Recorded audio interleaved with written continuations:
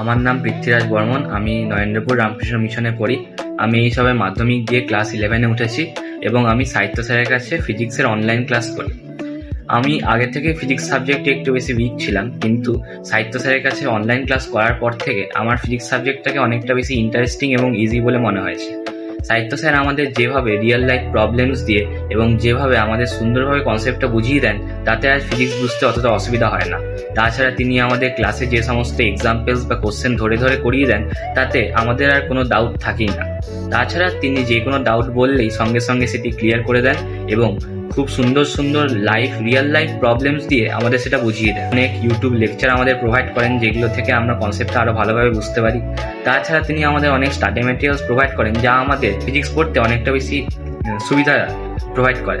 তাই জন্য আমার মনে হয় ক্লাস 11-12-এর জন্য যদি কেউ সাহিত্য স্যারের কাছে পড়ে, তাহলে সে নিশ্চয়ই ফিজিক্সে অনেকটা বেশি বেনিফিটেড হবে। Thank you.